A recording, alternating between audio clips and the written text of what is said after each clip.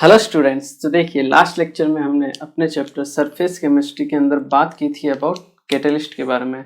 हमने देखा था कि कैसे कैटलिस्ट आपके वर्क करते हैं। ठीक है, कैटलिस्ट क्या काम करता है? कैटलिस्ट किसी भी रिएक्शन की रेट को क्या कर देता है? इंक्रीज कर देता है। कैसे? वो एक अल्टरनेट पाथ प्रोवाइड करवाता है जिसकी एक्टिवेशन एनर्जी क्या होती है? कम होती है। ठीक है, जिससे आपकी रिएक्शन की रेट क्या हो जाती है? चेंज हो जाती है। अगर इंक्रीज होती है तो उसे हम कैटलिस्ट के फॉर्म में लेते हैं, और अगर डिक्रीज होती है तो उसे हम इनहिबिटर बोलते हैं। ठीक है, ये हमने देख लिया था। इसके बाद हमने बात की थी टाइप्स ऑफ कैटालिसिस के बारे में। ठीक है, एक आपका होता है होमोजीनियस कैटालिसिस, जिसमें आपकी रिएक्टेंट, प्रोडक्ट और आपका कैटलिस्ट तीनों की फिजिकल फॉर्म क्या होती है? सेम होती है। वहीं आपका हेट्रोजीनियस जो कैटालिसिस था उसमें क्या होती है? फिजिकल स्टेट सेम नहीं होती है। ठीक है, एक टाइप था आपका ऑटो कैटालिसिस। ऑटो कैटालिसिस में क्या होता है? वहाँ पे जो रिएक्शन होती है उसी में जो एक प्रोडक्ट फॉर्म होता है, ठीक है, वो एक प्रोडक्ट आपका किसकी तरह वर्क करता है? कैटलिस्ट की तरह वर्क करना स्टार्ट कर देता है। तो उसे हम बोलते हैं आपका ऑटो कैटालिसिस। ठीक है, दो और टर्म हमने डिफाइन किए थे, प्रोमोटर और पॉइजन। प्रोमोटर क्या होता है? जो कैटलिस्ट की एक्टिविटी को इंक्रीज कर देते हैं, जबकि पॉइजन जो कैटलिस्ट की एक्टिविटी को डिक्रीज कर देते हैं। ठीक है, ये हमने देख लिया था।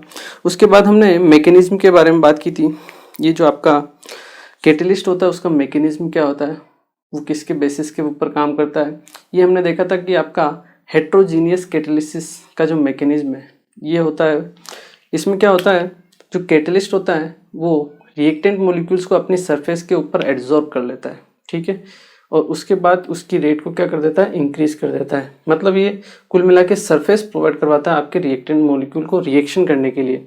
4 स्टेप में होती थी, हमने देखा था। फर्स्ट स्टेप में आपके रिएक्टेंट मॉलिक्यूल्स जो आपके कैटलिस्ट है उसकी सरफेस के पास में आते हैं। उसके बाद सेकंड स्टेप में उससे बॉन्ड बनाते हैं। थर्ड स्टेप में जो रिएक्टेंट मॉलिक्यूल्स है वो आपस में बॉन्ड बनाते हैं। और फोर्थ स्टेप में जो बॉन्ड फॉर्म हो चुके हैं रिएक्टेंट मॉलिक्यूल्स के बीच में आपस में, जो आपका एक कंपाउंड फॉर्म हो चुका है, वो वापस आपका कैटलिस्ट की सरफेस से क्या हो जाता है? डिटेच हो जाता है। ठीक है, तो इस टाइप से आपका प्रोडक्ट फॉर्म हो जाता है और कैटलिस्ट की सरफेस दोबारा फ्री हो जाती है। ठीक है, जिसे आप दोबारा रीयूज कर सकते हो। ठीक है, ये हमने देख लिया था।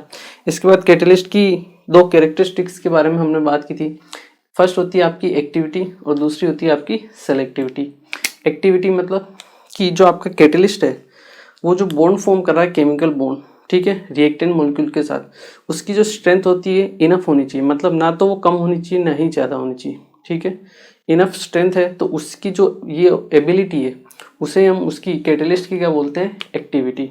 और सेलेक्टिविटी मतलब अगर आप किसी भी रिएक्टेंट मॉलिक्यूल की अलग अलग कैटलिस्ट की प्रेजेंस में रिएक्शन कराते हो, ठीक है, तो जैसे ही आप कैटलिस्ट चेंज करते हो आपका जो प्रोडक्ट है वो भी क्या हो जाता है? चेंज हो जाता है। ठीक है, तो जो आपका रिएक्शन का प्रोडक्ट है वो डिपेंड करता है आपके किसके ऊपर?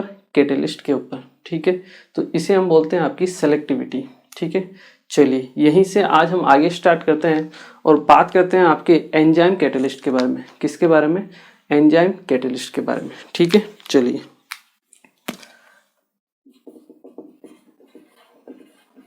Enzyme catalyst.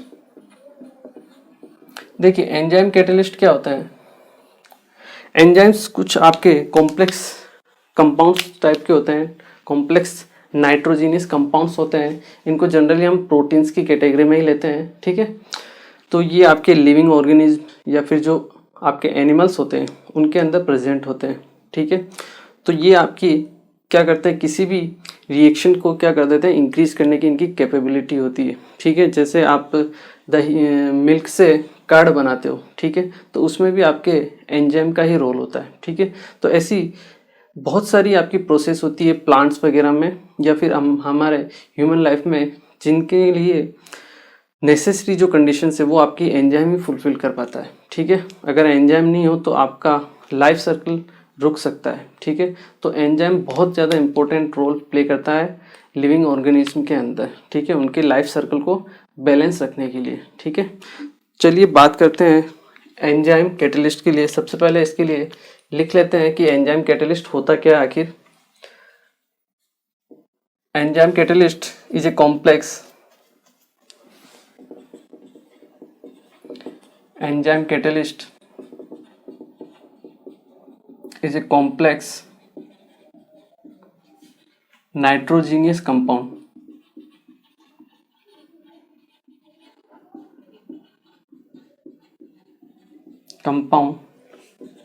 which is found in living organism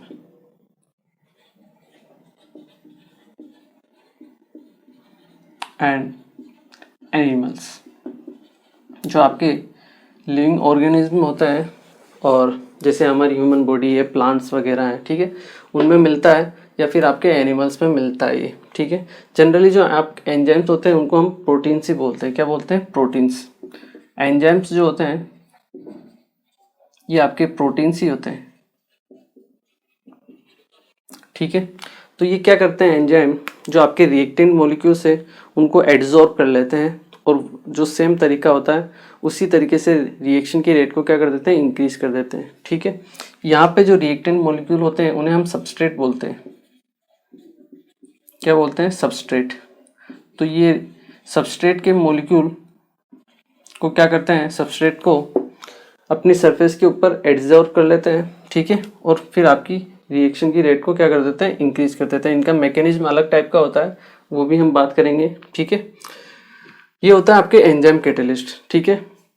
अगर एंजाइम कैटेलिस्ट की ही बात करें तो हम इसकी कुछ कैरेक्टरिस्टिक्स की बात कर सकते हैं, क्योंकि इसकी कैरेक्टरिस्टिक्स बहुत इंपॉर्टेंट होती है, ठीक है। जनरली जो आपके कैटेलिस्ट होते हैं, एंजाइम कैटेलिस्ट, वो हाईली एफिशिएंट होते हैं, ठीक है, हाईली एफिशिएंट। अगर इनकी कैरेक्टरिस्टिक्स की बात करें और इनके अगर जो एंजाइम में जो ग्रुप होते हैं वो भी आप देख सकते हो। इनमें जो ग्रुप्स होते हैं जिन्हें हम एक्टिवेटर बोलते हैं। क्या बोलते हैं? एक्टिवेटर। या फिर जो भी इनमें एक्टिवेट ग्रुप्स होते हैं वो आप COOH टाइप का ग्रुप्स होता है, ठीक है, या फिर NH2 टाइप का ग्रुप्स होता है, ठीक है। ये एक्टिवेटर की तरह वर्क करते हैं, ठीक है। अगर हम बात करें इनकी कैरेक्टरिस्टिक्स की, देखिए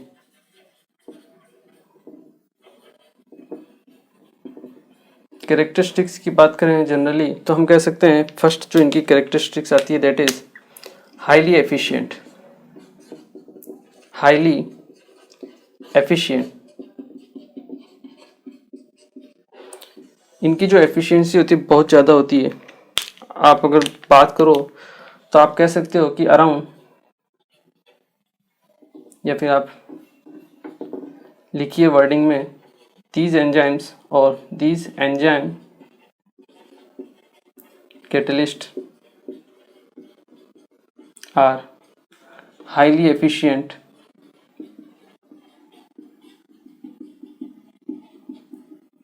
and one molecule of enzyme catalyst can catalyze around 1 million molecules of substrate।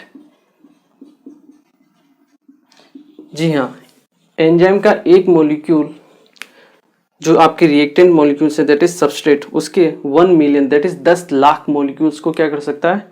Catalyse कर सकता है। इसीलिए हम इसे क्या बोलते हैं? एंजाइम को हाईली एफिशिएंट एंजाइम्स होते हैं ये, ठीक है। बहुत अच्छी इनकी प्रॉपर्टी होती है जो आपको ध्यान रखनी है। सेकंड आती है आपकी हाईली स्पेसिफिक भी होते हैं ये, ठीक है ना। एक पर्टिकुलर टाइप का एंजाइम किसी एक पर्टिकुलर टाइप की रिएक्शन को ही क्या करता है? कैटेलाइज करता है, ठीक है ना। एक एंजाइम सभी टाइप की रिएक्शन को कैटेलाइज नहीं करता है, ठीक है। तो उसके लिए भी हम बात करते हैं कि कौन कौन से आपके एंजाइम्स होते हैं जो किस किस रिएक्शन को क्या करते हैं? कैटेलाइज करते हैं, ठीक है ना। एक बार आप इसे नोट कीजिए, फिर मैं आपको उसके बारे में बताता हूँ, ठीक है। चलिए, ये आपकी सेकंड प्रॉपर्टी है दैट इज हाईली स्पेसिफिक। जैसा मैंने आपको बताया कि कुछ एंजाइम्स ऐसे होते हैं जो केवल पर्टिकुलर टाइप ऑफ रिएक्शन को ही क्या करते हैं? एक्टिवेट करते हैं, ठीक है ना। मतलब एक टाइप के एंजाइम से आपकी एक ही टाइप की रिएक्शन होगी, ठीक है। हाईली स्पेसिफिक होते हैं ये, ठीक है। कुछ एग्जांपल्स हैं जो आपको ध्यान रखने हैं, जैसे शुगर को अगर आपको ग्लूकोज प्लस फ्रक्टोज में कन्वर्ट करना है तो उसके लिए हम इन्वर्टेज एंजाइम को काम में लेते हैं, ठीक है।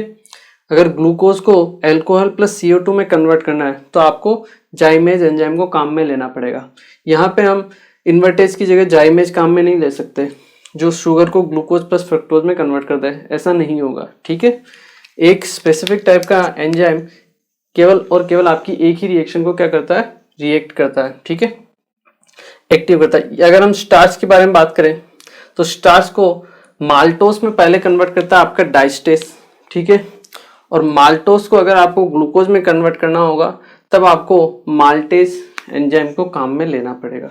ठीक है, फोर्थ देखिए, यूरिया को अगर अमोनिया में कन्वर्ट करना है आपको तो आपको यूरिएज एंजाइम को काम में लेना पड़ेगा। ठीक है, मिल्क को अगर आपको कर्ड में कन्वर्ट करना है, ठीक है, तो उसमें जो एंजाइम काम में आता है उसे हम क्या बोलते हैं, लैक्टोबैसिली। ठीक है, प्रोटीन्स कन्वर्ट होते हैं पेप्टाइड्स में, किसके थ्रू, आपके पेप्सिन एंजाइम के थ्रू। किसके थ्रू, पेप्सिन एंजाइम के थ्रू।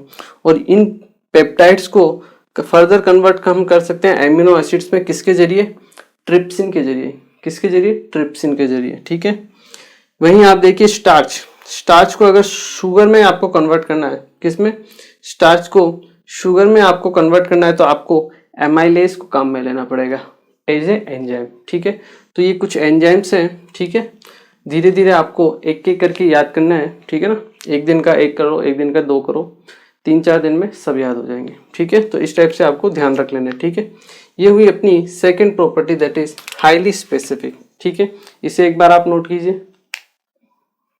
चलिए अब हम बात करते हैं आपके थर्ड प्रॉपर्टी के लिए। ठीक है, जो आपकी थर्ड कैरेक्टरिस्टिक होती है किसी भी एंजाइम की, दैट इज ऑप्टिमम टेम्परेचर। क्या होती है, ऑप्टिमम टेम्परेचर। मतलब जो आपके एंजाइम्स होते हैं वो एक पर्टिकुलर ऑप्टिमम टेम्परेचर पर ही रिएक्शन करते हैं। ठीक है ना, जैसे आपने घरों में देखा भी होगा जब दूध से दही बनाते हैं घरों में, ठीक है, तो कभी कभी दही नहीं बनता है, तो हो सकता है वहाँ पे जो टेम्परेचर आपको लेना चाहिए नहीं ले पाते हैं। कभी कभी हो सकता है ज़्यादा गर्मी होने की वजह से क्या होता है, दही नहीं जम पाता है। ठीक है, जो कर्ड है वो आपका नहीं बन पाता है। ठीक है, तो वो यही रीज़न है आपका कि इन एंजाइम्स को रिएक्शन करने के लिए आपको पर्टिकुलर टेम्परेचर देना पड़ता है। ठीक है, जिसे हम बोलते हैं आपका ऑप्टिमम टेम्परेचर। हर एक टेम्परेचर पे ये काम नहीं करती है एंजाइम्स। ठीक है, चलिए अगर हम बात करें ऑप्टिमम टेम्परेचर की तो ये आपका वो टेम्परेचर रेंज होती है, ठीक है, जहाँ पे जो कैटलिस्ट है वो एफिशिएंटली वर्क करता है। ठीक है, this is the temperature range, this is the temperature range in which a catalyst can work efficiently।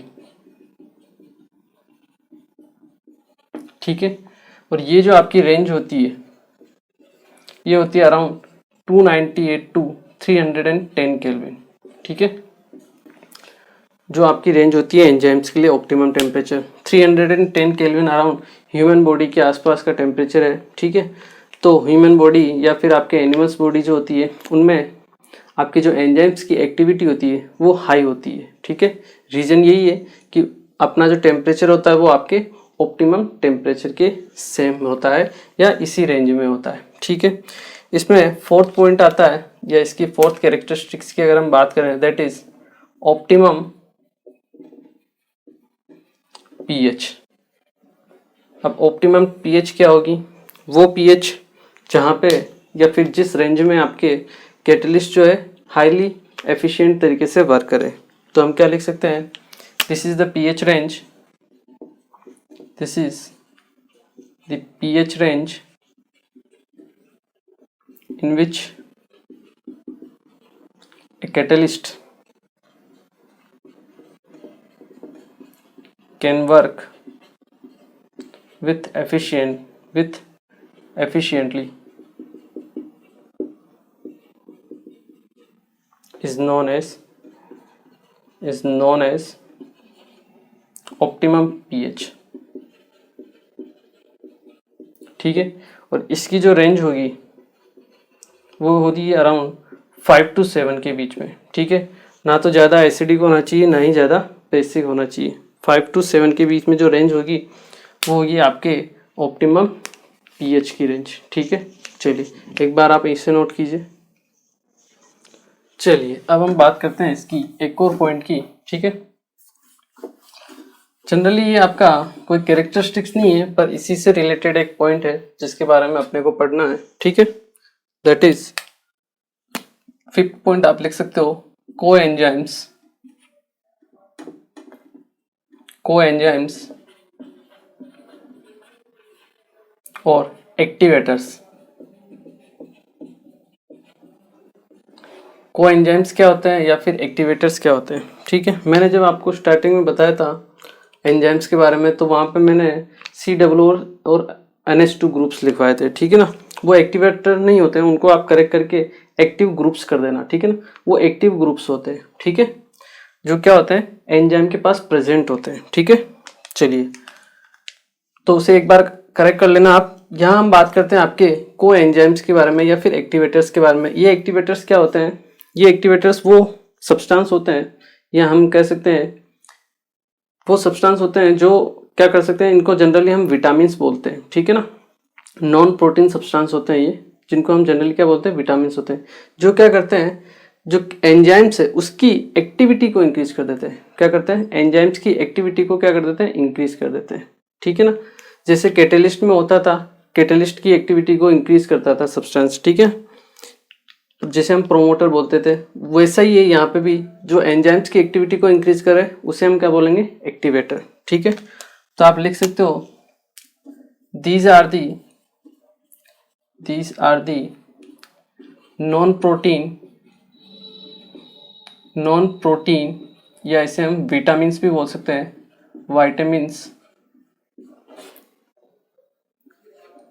substances, non-protein substances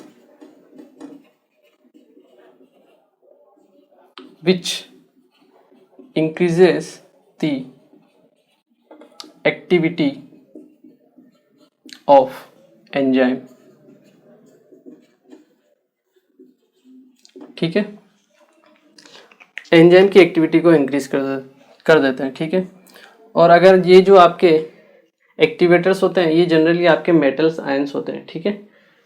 these activators और दीज कोएंजाइम्स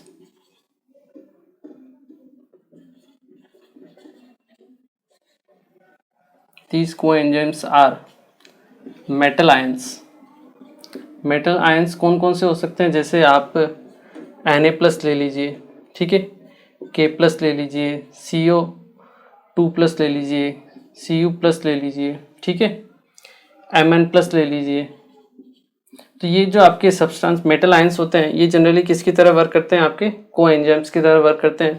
ये आपके जो एंजाइम्स में एक्टिव ग्रुप्स प्रेजेंट होते हैं, जैसे COOH के या NH2 के, उनके साथ रिएक्शन कर लेते हैं और आपकी जो एंजाइम है उसकी एक्टिविटी को क्या कर सकते हैं, इंक्रीज कर देते हैं फर्दर, ठीक है। So the coenzymes are non metal ions which combine with active groups of enzymes। कौन कौन से हो सकते हैं, जैसे आपका COOH हो गया, NH2 हो गया, ठीक है ना, SH हो गया, इन ग्रुप्स के साथ, ठीक है, कंबाइन हो सकते हैं, which combine with active groups of enzyme and increases the catalytic activity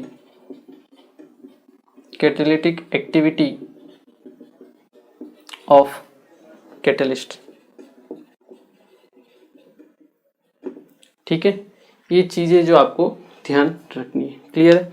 इसे आप नोट कीजिए। फिर हम बात करते हैं आपके एंजाइम का मैकेनिज्म के बारे में, कि एंजाइम जो है किस मैकेनिज्म के ऊपर वर्क करता है, ठीक है। एक बार आप इसे नोट कीजिए, ओके। चलिए अब हम बात करते हैं आपके एंजाइम्स के मैकेनिज्म के ऊपर, कि आखिर एंजाइम किस तरह वर्क करता है।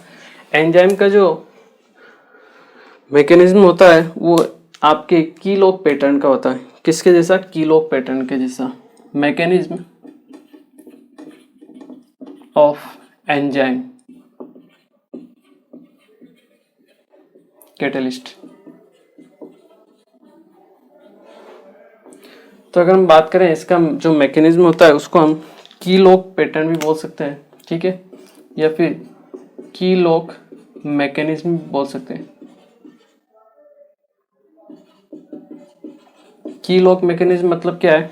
जैसे किसी भी पर्टिकुलर लॉक में आपके एक पर्टिकुलर टाइप की ही इंसर्ट होती है और उसी से आपका ताला खुलता है, ठीक है। उसी तरीके से किसी पर्टिकुलर आपके एंजाइम के लिए, ठीक है, जो आपकी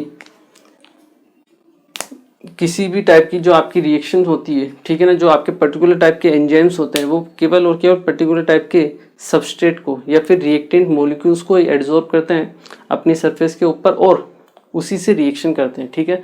जैसा हमने देखा भी था, हाईली स्पेसिफिक होते हैं, ठीक है, सभी से रिएक्शन नहीं करते, केवल उन्हीं के साथ रिएक्शन करेंगे जिनमें इनका पैटर्न क्या हो जाएगा? मैच हो जाएगा, ठीक है। तो अगर हम इनके मैकेनिज्म की बात करें तो देखिए इनका मैकेनिज्म कैसा होता है। कीलॉग पैटर्न की बात करें तो इनमें केविटी प्रेजेंट होती है, ठीक है ना।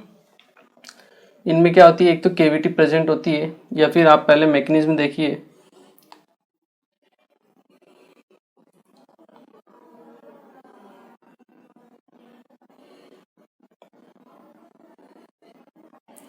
मान लो आपके कुछ इस टाइप का क्या है? एंजाइम है। ये तो है आपका एंजाइम, ठीक है। और इनमें जो प्रेजेंट होती है, ये जो स्पेस होता है, इनको हम बोलते हैं केविटी। क्या बोलते हैं हम? केविटी, ठीक है। इन अब ये क्या करेंगे? किसी ना किसी रिएक्टेंट मॉलिक्यूल्स को, जिसे हम क्या बोलते हैं? सबस्ट्रेट, उसके साथ मान लो रिएक्शन करेंगे। तो देखिए वो सबस्ट्रेट जिनका पैटर्न क्या होगा? इसके साथ मिक्स हो जाएगा, ठीक है, मैच हो जाएगा, वही क्या कर पाएंगे? रिएक्शन कर पाएंगे, ठीक है। जैसे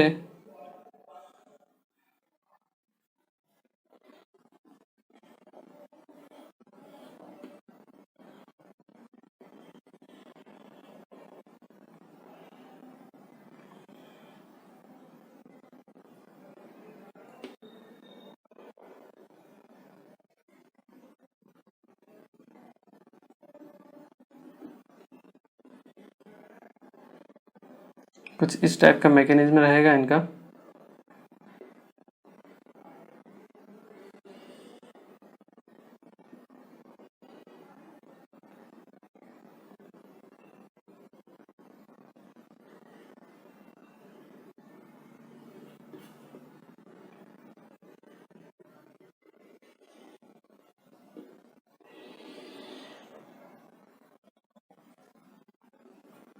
ठीक है, इस टाइप का अगर आपका पैटर्न है, जैसे ये मान लो कि ये लॉक है, ठीक है, दोनों आपस में क्या हो सकते हैं? इंसर्ट हो सकते हैं, ठीक है। अगर इस टाइप का मैकेनिज्म रहता है, ठीक है, तभी जाके आपका एंजाइम क्या करता है? वर्क करता है अच्छी तरीके से। इसे हम बोलते हैं आपका सबस्ट्रेट। कि एंजाइम में क्या होते हैं? आपके पास एक्टिव ग्रुप्स होते हैं, ठीक है। क्या होते हैं आपके पास? एक्टिव ग्रुप्स होते हैं। कौन कौन से होते हैं? जिन्हें हम आपका केविटी बोलते हैं। क्या बोलते हैं? केविटी। ये कौन कौन से होते हैं आपके? COOH होते हैं, ठीक है, SH हो गया, NH2 हो गया, ठीक है। तो ये जो सबस्ट्रेट है रिएक्शन करेंगे आपस में, अगर इनका लॉक जो आपका पैटर्न है वो मैच हो जाता है, ठीक है। एंजाइम का पैटर्न किसके साथ मैच हो जाता है? सबस्ट्रेट के साथ, जिसे हम S बोलते हैं। तभी जाके आपके एंजाइम जो होते हैं एज ए कैटलिस्ट की तरह वर्क करते हैं, ठीक है। और अगर आपस में मैच हो गए तो यहाँ से आपका क्या फॉर्म हो सकता है? प्रोडक्ट फॉर्म होगा। जनरली मैकेनिज्म क्या होता है? सिंपल सा मैकेनिज्म है E+S। इससे क्या बनेगा? आपके ES बनता है, और ES से फर्दर आपके क्या बन सकता है? आपके प्रोडक्ट फॉर्म हो सकता है, ठीक है। तो ये सिंपल सा मैकेनिज्म होता है कीलॉग पैटर्न का। इसका क्या होता है? मैकेनिज्म होता है, ठीक है। यहाँ चाहो तो आप लिख भी सकते हो।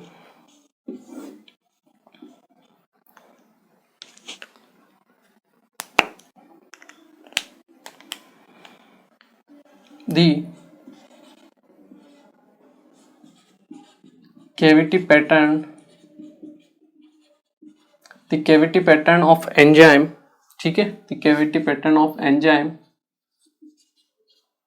if matches with the substrate,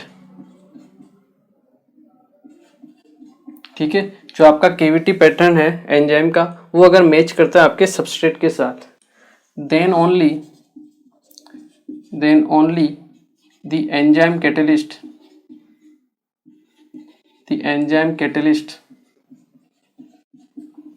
can catalyze the reaction, तभी वो क्या कर पाएगा, आपके किसी भी रिएक्शन को क्या कर पाएगा, कैटेलाइज कर पाएगा, ठीक है। ये चीज़ें जो आपको ध्यान रखनी है, ठीक है। की लॉग पैटर्न होता है, एक्टिव ग्रुप्स होते हैं, ये केविटी होती है जिसमें आपके एक्टिव ग्रुप प्रेजेंट होते हैं ये वाले, ठीक है। जब वो सबस्ट्रेट के साथ अगर उनका पैटर्न मैच हो जाता है तभी जाके आपका प्रोडक्ट फॉर्म होता है, ठीक है। तो ये सिंपल सा मैकेनिज्म है किसका, एंजाइम कैटेलिस्ट का, ठीक है। एक बार आप इसे नोट कीजिए। चलिए अब हम पढ़ते हैं आपके लास्ट कैटेलिस्ट के बारे में, that is safe selective catalyst, या फिर इन्हें हम बोलते हैं आपके जियोलाइट्स। क्या बोलते हैं, जियोलाइट्स, ठीक है। चलिए नेक्स्ट है आपका शेप सेलेक्टिव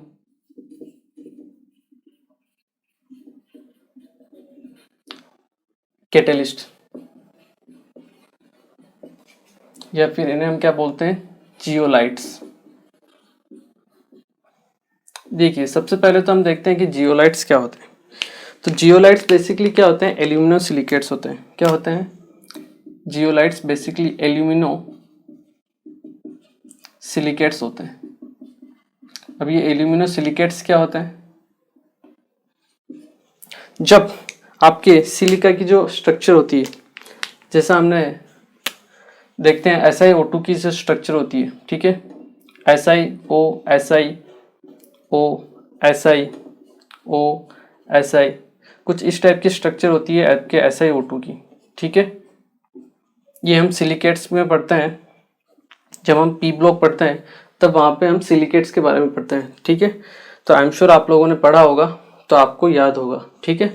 तो ये होते हैं आपके SiO2 की स्ट्रक्चर जिन्हें हम बोलते हैं आपके सिलिकेट्स, ठीक है। अब इस SiO2 के जो 3D नेटवर्क होता है उसमें से कुछ सिलिकॉन एटम को आप रिप्लेस कर दो किसके साथ, एल्यूमिनियम के साथ। किसके साथ, एल्यूमिनियम के साथ। तो जो आपके कंपाउंड्स फॉर्म होते हैं उसे हम बोलते हैं आपके एल्यूमिनो सिलिकेट्स। क्या बोलते हैं, एल्यूमिनो सिलिकेट्स, ठीक है।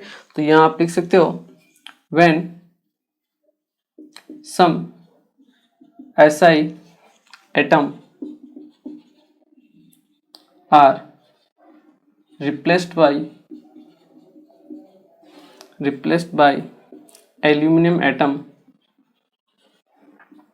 in the 3D network of SiO2, aluminosilicates are formed. Aluminosilicates are formed, ठीक है। पहली बात तो ये। दूसरी बात, ये जो सिलिकेट्स होते हैं आपके, ठीक है ना, इन्हीं को हम क्या बोलते हैं, आपके जियोलाइट्स बोलते हैं, ठीक है। इनमें आपके बीच में क्या होता है, आपका ब्लैंक स्पेस होता है, ये पोर्स होते हैं, ठीक है। ये क्या होते हैं, आपके पोर्स होते हैं, इनको हम क्या बोलते हैं, पोर्स। तो जब कोई स्पेसिफिक साइज का, ठीक है, जो इनकी जो साइज है उस साइज का आसपास का कोई भी आपका रिएक्टेंट मॉलिक्यूल अगर आता है तो वो क्या हो जाता है, इन सरफेस के ऊपर, इन पोर्स के ऊपर क्या हो जाता है, एड्सॉर्ब हो जाता है, ठीक है। यही प्रोसेस होता है इसका, किसका, जियोलाइट्स का, ठीक है। और यही प्रोसेस किसका होता है, आपके कैटेलिस्ट का होता है, ठीक है। वो क्या करता है, रिएक्टेंट मॉलिक्यूल्स को अपने सरफेस के ऊपर एड्सॉर्ब कर लेता है, ठीक है। यहाँ पे आप सेकंड पॉइंट लिख सकते हो,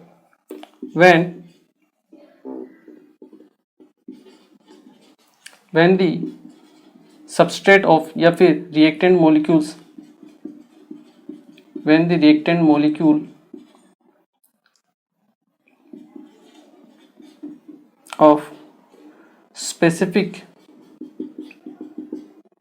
shape and size when the reactant molecules of specific shape and size trapped in between these pores, ठीक है, क्या हो जाता है, ट्रैप हो जाता है, या फिर क्या हो जाता है, एड्जॉर्ब हो जाता है। इसको आप एड्जॉर्ब भी लिख सकते हो, ट्रैप्ड, या फिर आप एड्जॉर्ब लिख सकते हो इसको, ठीक है। When the reactant molecule of specific shape and size adsorb in between these pores, these zeolites are formed, these zeolites are formed, and these, that's why they are known as shape selective, क्या बोलते हैं हम इन्हें, shape selective catalyst। तो केवल वही आपके reactant molecules यहाँ पे वर्क कर सकते हैं, एड्जॉर्ब हो सकते हैं, जिनकी साइज क्या हो, इस पोर के साइज के इक्वल हो, ठीक है। इससे बड़ी होगी तो क्या होगा, वो ये इस टाइप की रिएक्शन शो नहीं कर पाएंगे, ठीक है। तो ये कुछ पर्टिकुलर टाइप के शेप सेलेक्टिव जियोलाइट्स होते हैं, कैटलिस्ट होते हैं, जिन्हें हम क्या बोलते हैं, जियोलाइट्स, ठीक है। इसका एक एग्जाम्पल है जो आपको ध्यान रखना है, दैट इज ZSM5। क्या होता है, ZSM5, ठीक है।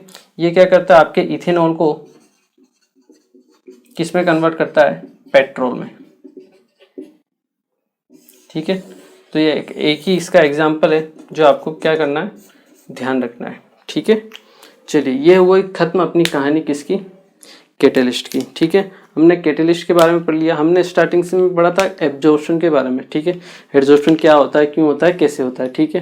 क्या क्या थ्योरीज हैं, सब हमने देख ली। उसके बाद हमने बात की आपके कैटलिस्ट के बारे में कि कैटलिस्ट क्या होता है, कैसे वर्क करता है, एंजाइम कैटलिस्ट क्या होते हैं, वो कैसे वर्क करते हैं, ठीक है। लास्ट में हमने पढ़ा शेप सेलेक्टिव आपके कैटलिस्ट के बारे में, ठीक है। तो यहाँ पे अपना सेकंड पोर्शन जो आपका कैटलिस्ट है वो भी कंप्लीट होता है। अब हम पढ़ेंगे अपना third portion, that is colloids. क्या होता है, कोलाइड्स के बारे में पढ़ेंगे, ठीक है। तो इसको एक बार आप नोट कीजिए, फिर हम बात करते हैं कोलाइड्स के बारे में। चलिए, अब हम बात करते हैं आपके किसके बारे में, कोलाइड्स के बारे में, ठीक है। तो दो आपके कॉन्सेप्ट कंप्लीट हो चुके हैं इस चैप्टर के। जो थर्ड वाला रहेगा, जिसे हम बोलते हैं आपके कोलाइडल सॉल्यूशन या फिर कोलाइड्स, ठीक है। तो आप नेक्स्ट पेज से इसको स्टार्ट कीजिएगा, ठीक है। चलिए, दैट इज कोलाइडल सॉल्यूशन या फिर जिसे हम क्या बोल सकते हैं, कोलॉइड्स,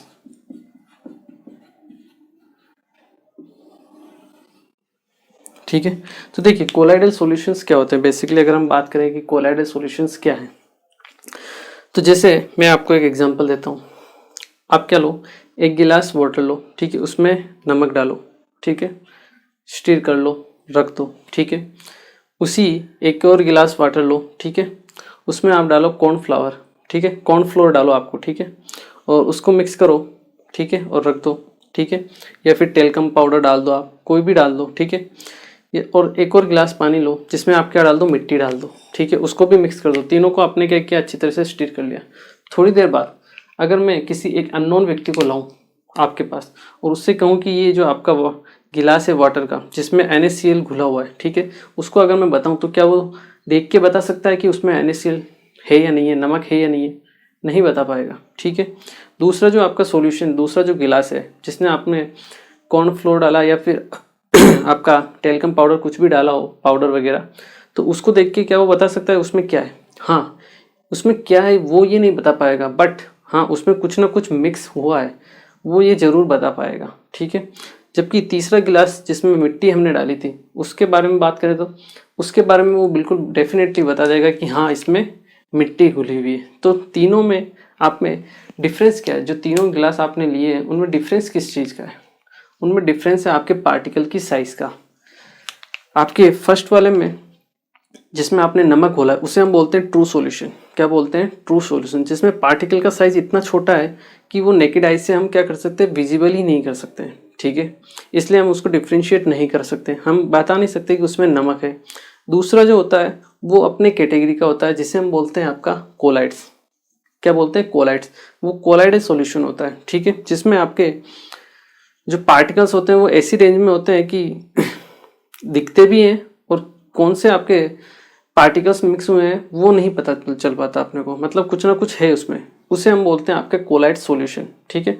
और तीसरी कैटेगरी आती है सस्पेंशन, जिसमें आपके मिट्टी के जो पार्टिकल्स होते हैं, जो साइज उनका क्या होता है, बड़ा होता है, इस वजह से वो आसानी से क्या कर पाते हैं, हम देख पाते हैं, ठीक है। उस सॉल्यूशन को हम बोलते हैं आपके सस्पेंशन, ठीक है। तो इस तरीके से आपके जो सॉल्यूशन है उसके 3 टाइप हुए हैं, ठीक है। कौन कौन से?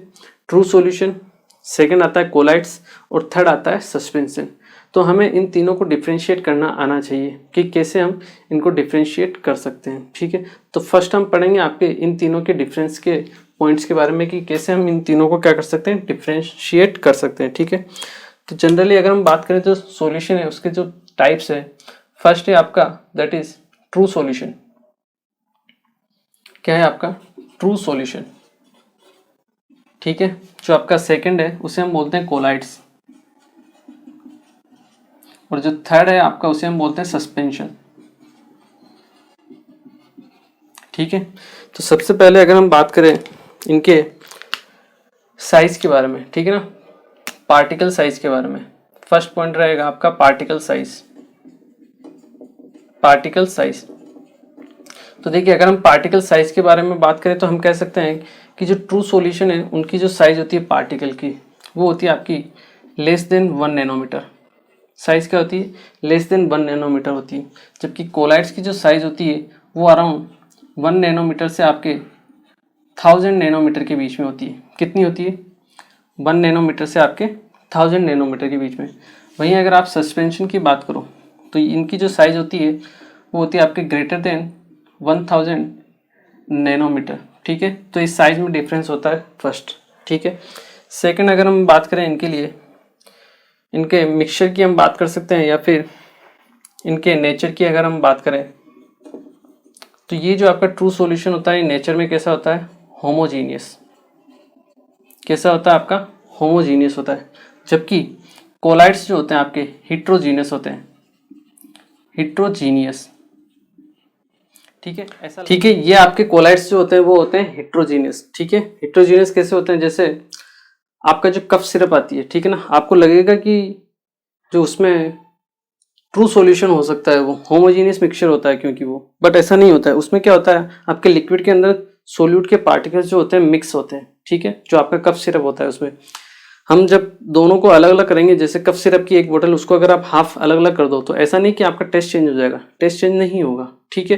बट उसमें आप देखोगे तो सोल्यूट के पार्टिकल्स जो है मिक्स रहते हैं आपके लिक्विड में, जिनको आप इजीली देख सकते हो, ठीक है। इसलिए वो आपके 21 कैटेगरी में आता है, हेट्रोजीनियस की कैटेगरी में आता है, ठीक है ना।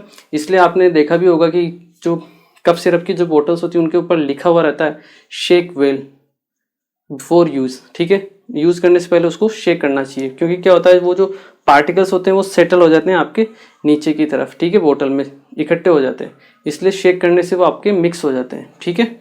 चलिए, ये हुआ आपका हेट्रोजीनियस। और सस्पेंशन जो है वो भी आपके हेट्रोजीनियस ही मिक्सचर होता है, ठीक है, नेचर होता है उसका। अब थर्ड प्रॉपर्टी की अगर हम बात करें दैट इज विजिबिलिटी। क्या होती है? विजिबिलिटी। तो अगर हम ट्रू सॉल्यूशन की बात करें तो ये इसको हम माइक्रोस्कोप के जरिए नहीं देख सकते हैं, ठीक है ना।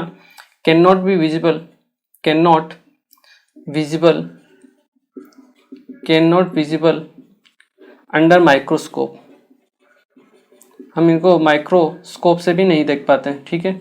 जबकि ये जो कोलाइड सॉल्यूशंस होते हैं इनको हम माइक्रोस्कोप से देख सकते हैं, ठीक है ना। कैन बी सीन, और लिखिए आप विजिबल, सिंपल लिखिए विजिबल अंडर माइक्रोस्कोप, ठीक है। और ये जो होते हैं आपके सस्पेंशन, इनको तो आप नेकेड आइज से भी देख सकते हो, ठीक है ना। कैन बी और विजिबल अंडर नेकेड आइज, ठीक है, विजिबल अंडर नेकेड आइज, ठीक है।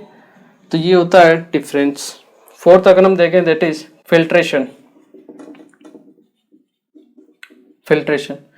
ट्रू सॉल्यूशन का जो साइज है बहुत छोटा होता है, इनको आप किसी भी फिल्टर पेपर की हेल्प से फिल्टर नहीं कर सकते हो, ठीक है।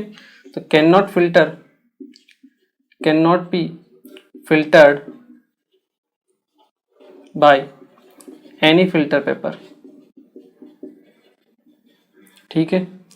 जबकि या फिर जो मेम्ब्रेन होती है उनसे भी आप इनको फिल्टर नहीं कर सकते, जिनका साइज बहुत छोटा होता है। जबकि जो कोलाइड्स होते हैं उनको आप फिल्टर पेपर से फिल्टर नहीं कर सकते हो, बट मेम्ब्रेन के जरिए आप उनको फिल्टर कर सकते हो। कैन बी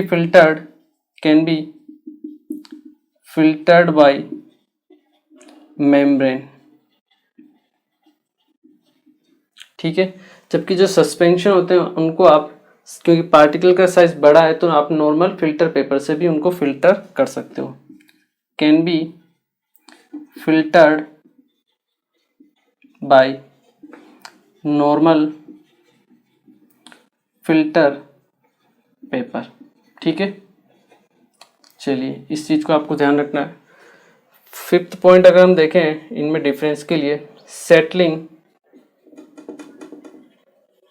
अंडर ग्रेविटी, ठीक है, कि ग्रेविटी में सेटल होते नहीं होते। तो आपके जो ट्रू सॉल्यूशन के पार्टिकल्स होते हैं, जो ट्रू सॉल्यूशन होता है वो सेटल नहीं होता है, ठीक है। Do not settle under gravity, ठीक है। ये जो आपके कोलाइड्स होते हैं ये भी आपके ग्रेविटी में सेटल नहीं होते, बट सेंट्रीफ्यूगल जो होता है, सेंट्रीफ्यूगल फोर्स, ठीक है, उसके जरिए इनको हम सेटल कर सकते हैं, ठीक है।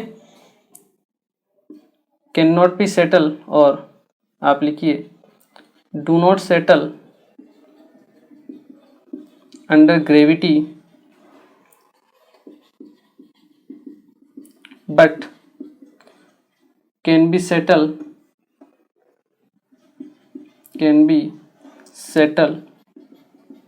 बाय सेंट्रीफ्यूगल, ठीक है। जब आप सेंट्रीफ्यूगल फोर्स, इस टाइप का फोर्स लगाते हो, ठीक है, तब आप इनको सेटल कर सकते हो।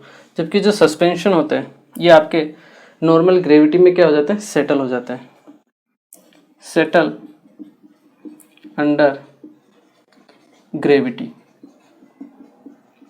ठीक है। तो ये आपके कुछ पॉइंट ऑफ डिफरेंस होते हैं जो, जिनमें हम क्या कर सकते हैं, किसी भी सॉल्यूशन को डिफरेंशिएट कर सकते हैं, ट्रू सॉल्यूशन, कोलाइड्स और सस्पेंशन में, ठीक है। और मेन इंपॉर्टेंट है इनकी पार्टिकल साइज के हिसाब से इनको डिफरेंशिएट किया जाता है। ये आपको ध्यान रखनी है, पार्टिकल साइज ये इंपॉर्टेंट है, पार्टिकल साइज और नेचर, ठीक है। दोनों चीजें आपको ध्यान होनी चाहिए, इसको एक बार आप नोट कीजिए। ओके तो देखिए आज के लेक्चर में हमने बेसिकली बात की किसके बारे में, हमने एंजाइम कैटलिस्ट के बारे में बात की। हमने देखा कि एंजाइम कैटलिस्ट क्या होते हैं, ये आपके नाइट्रोजिनस कंपाउंड्स होते हैं या प्रोटीन्स होते हैं जो आपके लिविंग ऑर्गेनिज्म या फिर जो एनिमल्स होते हैं उनमें प्रेजेंट होते हैं, ठीक है। इनमें एक्टिव ग्रुप्स होते हैं, COOH हो गया, NH2 हो गया, SH हो गया, ठीक है। तो ये क्या करते हैं, सबस्ट्रेट को एड्जॉर्ब कर लेते हैं, सबस्ट्रेट को, ठीक है, जिन्हें हम रिएक्टेंट मॉलिक्यूल्स बोलते हैं, ठीक है, और रिएक्टिविटी को इंक्रीज कर देते हैं। बट और अगर हम बात करें जो एंजाइम कैटलिस्ट होते हैं ये आपके हाईली स्पेसिफिक होते हैं, ठीक है, हाईली एफिशिएंट होते हैं। एक पर्टिकुलर टाइप का एंजाइम आपकी एक ही टाइप की रिएक्शन को क्या कर सकता है, कैटेलाइज कर सकता है, सभी को नहीं कर सकता है। ये आपके ऑप्टिमम टेम्परेचर और ऑप्टिमम pH के ऊपर ही वर्क करते हैं, ठीक है। बाद में हमने मैकेनिज्म ऑफ आपका एंजाइम देखा, इनका मैकेनिज्म कैसा होता है, की लॉक टाइप का होता है, ठीक है। उसके बाद हमने लास्ट में क्या देखा, लास्ट में हमने देखा कुछ एक्टिवेटर्स भी होते हैं, ठीक है, जिन्हें हम को एंजाइम्स बोलते हैं, जो क्या करते हैं आपकी एंजाइम्स की एक्टिविटी को क्या करते हैं, इंक्रीज कर देते हैं। वो क्या होते हैं आपके मेटल आयंस, ठीक है, Na+ हो गया, K+ हो गया, ठीक है, इस टाइप के Cu+ हो गया। और लास्ट में हमने देखा जियोलाइट्स के बारे में। जियोलाइट्स क्या होते हैं, एल्यूमिनम सिलिकेट्स होते हैं। सिलिका का जो स्ट्रक्चर होता है उसमें आप कुछ सिलिकॉन को रिप्लेस कर दो एल्यूमिनियम के साथ, तो उसके बीच में जो आपकी पोर्स की साइज होती है, अगर कोई रिएक्टेंट उस साइज का है तो वहाँ क्या हो सकता है, वो एड्जॉर्ब हो सकता है, ठीक है। तो इस टाइप से आपके जियोलाइट्स वर्क करते हैं, ठीक है। और इसका एग्जाम्पल है दैट इज ZSM5, ठीक है, ये चीज़ इंपॉर्टेंट है। उसके बाद ये तो अपना सेकंड पोर्शन कंप्लीट हो गया अपना कैटलिस्ट का। हमने थर्ड अपना टॉपिक स्टार्ट किया दैट इज कोलाइड्स। कोलाइड्स आपके क्या होते हैं, वो उनको हम क्या कर सकते हैं, डिफ्रेंशिएट कर सकते हैं। सॉल्यूशन जो होते हैं अलग अलग टाइप से, ट्रू सॉल्यूशन, कोलाइड सॉल्यूशन और आपके सस्पेंशन। ये तो हमने अभी क्या किया, सॉल्यूशन का डिफ्रेंशिएशन किया है 3 कैटेगरी में, ट्रू सॉल्यूशन, कोलाइड्स और सस्पेंशन में, ठीक है। अब जो हमारे चैप्टर में है या फिर हमारे कोर्स में है वो है आपका कोलाइड्स। तो अब हम किसके बारे में बात करेंगे, केवल और केवल कोलाइड्स के बारे में, ठीक है। तो वो हम स्टार्ट करेंगे आपके नेक्स्ट लेक्चर से, ठीक है। तो चलिए मिलते हैं फिर नेक्स्ट लेक्चर, तब तक आप इस लेक्चर को अच्छे से रिवाइज कीजिए। Thank you very much.